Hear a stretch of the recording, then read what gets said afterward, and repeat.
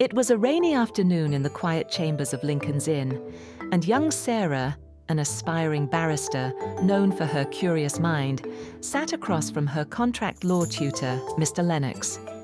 She had spent the past week puzzling over one deceptively simple question. When does a seller's assurance become a binding promise? And when is it just talk? Mr. Lennox leaned forward, a glint of mischief in his eye. "Ah," he said, "that's the age-old dance of representation and term. And nothing explains it better than the tale of two buyers, both led by the words of their sellers, but whose fortunes turned out quite differently." He began with the story of Mr. Ecay, an optimistic man in search of a boat. One day, he found one that caught his eye, sleek, promising, and presented by a seller named Godfrey. The seller assured him the boat was perfectly sound, but quickly followed up with a word of caution. "You should get it surveyed." That subtle sentence made all the difference. Ecay, relying more on the charm of the vessel than the warning, bought the boat.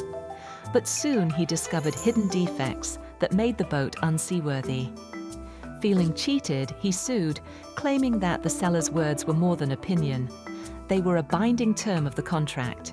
But the court saw it differently. By advising Ecay to get the boat surveyed, the seller had essentially told him, "Don't just take my word for it." That warning transformed the initial assurance into a mere representation, not a term the buyer could sue on. The seller hadn't made a firm promise. He had simply stated an opinion and encouraged verification. Ecay lost. Sarah frowned.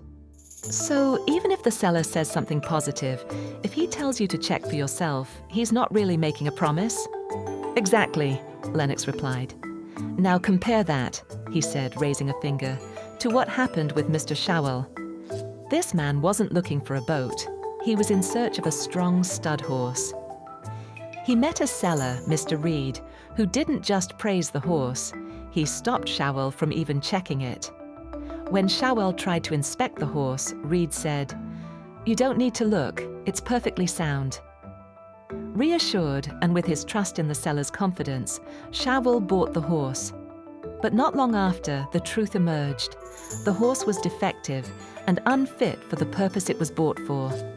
This time, the court had no sympathy for the seller.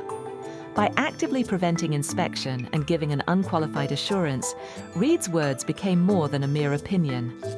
They were a contractual term, a promise that the horse was fit for the intended purpose.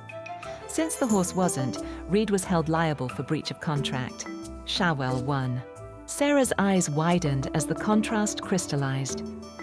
So, in Ecay, the buyer is told to inspect, which weakens the seller's words. But in Schawel, the buyer is told not to inspect, which strengthens them. Mr. Lennox smiled. Precisely. The key is in the conduct. If a seller encourages you to rely on your own checks, the law sees his words as mere persuasion. But if he insists on his own assurance and stops you from verifying, it becomes a promise the law will hold him to. Sarah leaned back in her chair, the lesson now vivid in her mind. The law, she realized, didn't just care about what was said, but how it was said, when it was said, and what the other party was told to do in response. And so, with the rain still tapping on the windows, she scribbled down a line in her notes. "Warning weakens a promise. Prevention turns words into law."